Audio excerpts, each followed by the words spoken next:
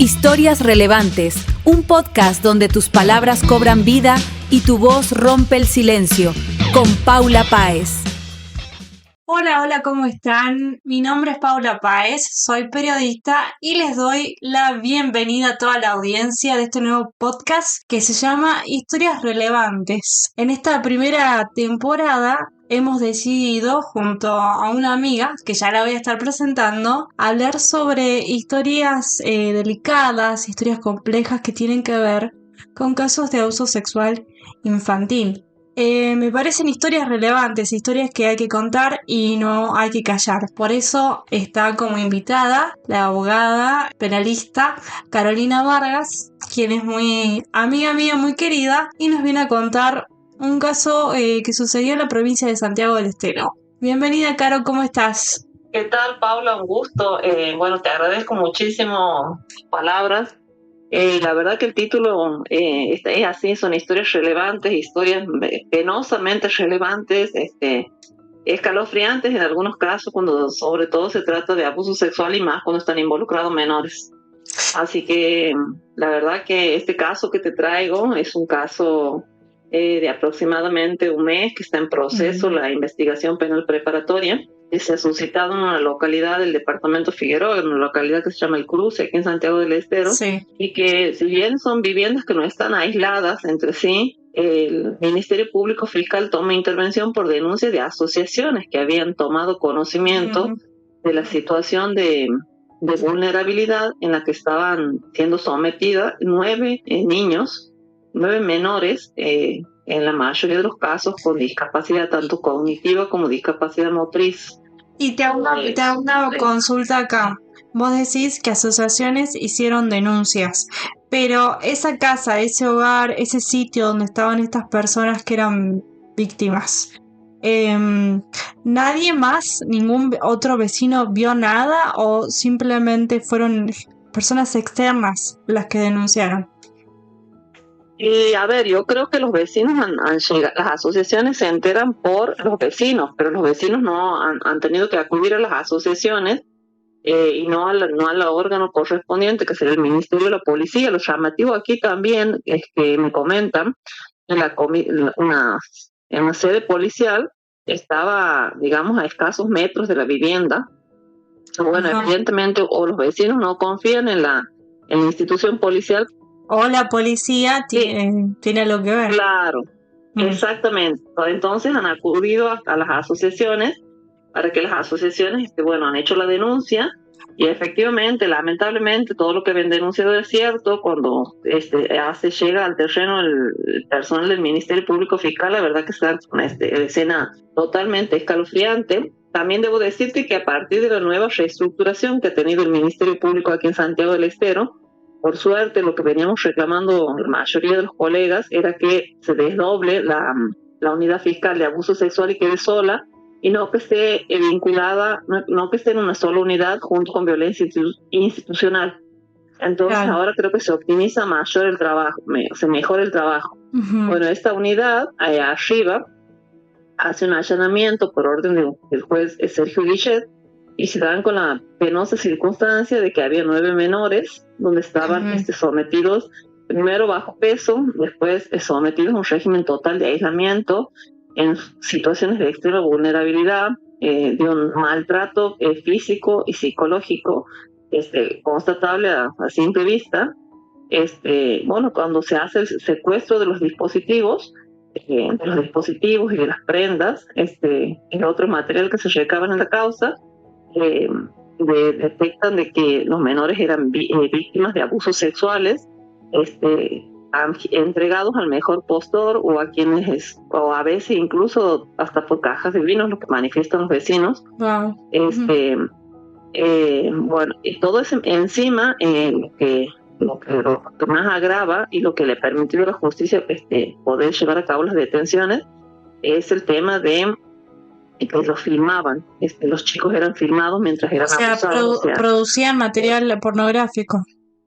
Exactamente. Por eso a mí me parece que la calificativa que le impone la fiscalía se va a agravar en el momento de llegar a juicio, porque dice abuso sexual ultrajante, agravado por el vínculo, lesiones calificadas y abandono de persona, pero no estamos haciendo referencia a lo que sería la parte de la pornografía infantil. Cuando dice agravado por el vínculo, ¿es porque alguno de los menores era hijo o algo de la pareja Claro, que vivía? Exactamente, los detenidos, es un matrimonio, eran sus hijos y un yerno, uno de los yernos de este matrimonio. Son 3 los detenidos. Por supuesto, por la cantidad de hermanos y por las condiciones de discapacidad, se tuvo que dar intervención al Ministerio Público Fiscal, a la Dirección de Discapacidad, a la Dirección de Niñez, al Ministerio Pupilar. Creo que es un caso estremecedor, como vos lo decías, sí. Pero también muy llamativo la cantidad de organismos que han tenido que intervenir para resguardar a las víctimas que venían siendo objeto de abuso creo que desde el inicio, desde su nacimiento, por la situación en la que se encontraban. Me comentaban fuentes judiciales que ha sido escalofriante ver cómo los tenían sometidos. La verdad que la ficción a veces se queda corta con lo que es la realidad, digamos.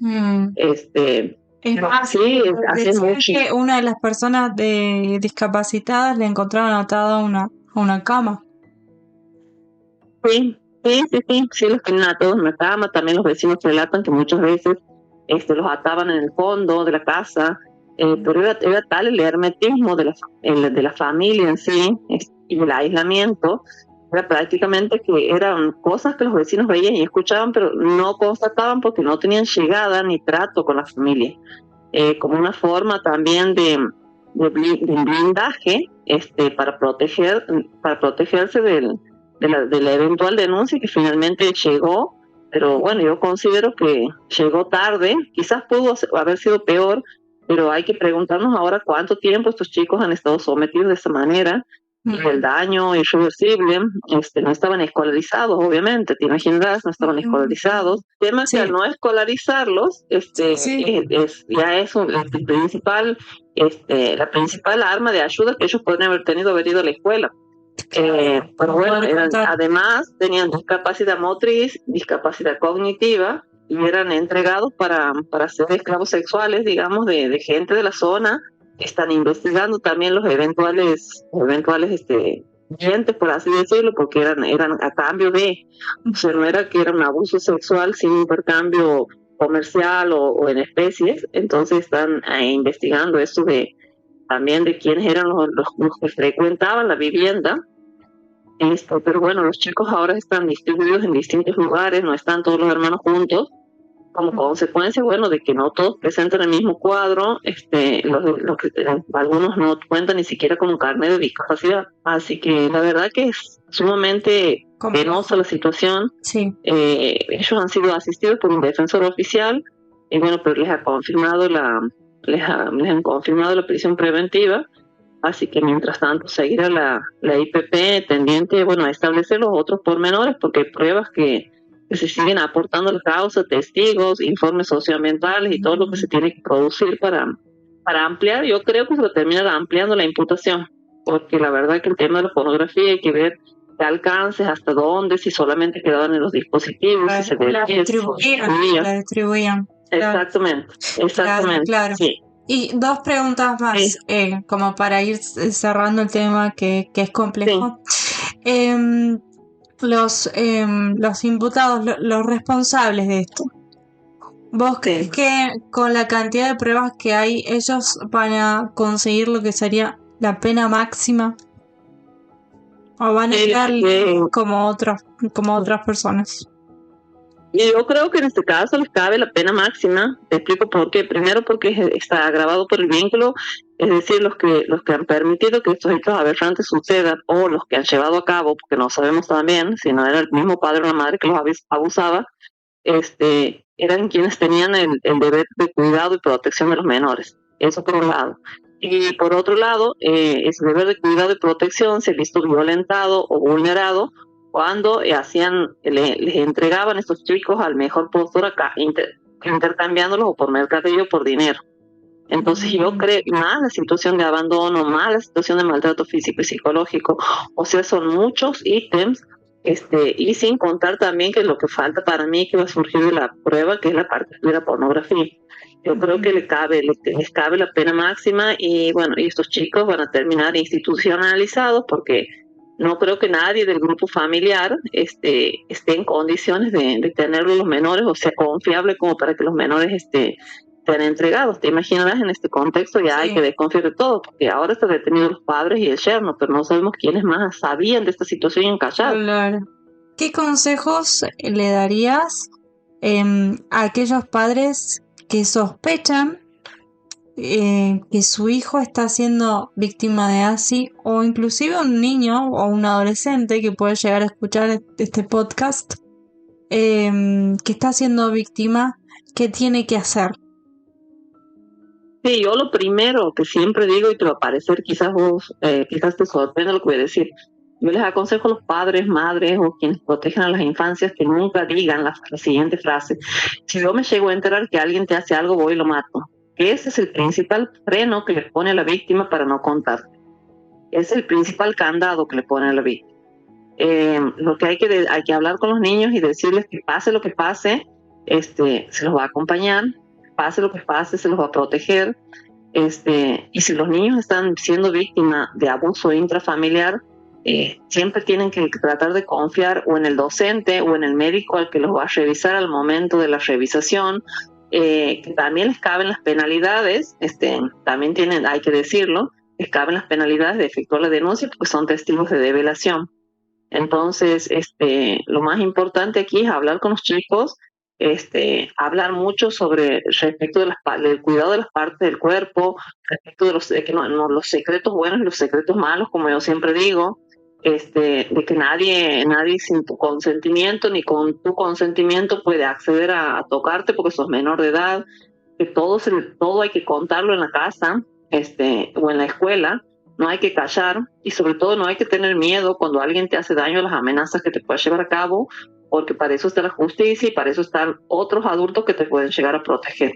Pero básicamente, como cierre te diría, nos repitamos la frase esa típica que vemos en las noticias: yo lo hubiera matado. Porque el chico, si está siendo víctima, difícilmente te cuente porque no va a querer que el padre, quien debió protegerlo, termine preso. Entonces esa frase hay que tratar de erradicarla de nuestro vocabulario, que sé que obviamente es instintivo y sale, pero bueno, es el candado que les asegura a los abusadores que el niño no va a hablar. Totalmente de acuerdo con vos, Carolina, y te agradezco por tu tiempo, por haber sido parte de este primer episodio. Seguramente nos vamos a encontrar para contar más historias, muchísimas historias más relevantes, no tan solo de Santiago, sino de Tucumán, porque el objetivo acá es darle voz a las víctimas y a los casos de las víctimas que muchas veces sufren en silencio. Historias Relevantes, un podcast donde tus palabras cobran vida y tu voz rompe el silencio, con Paula Páez.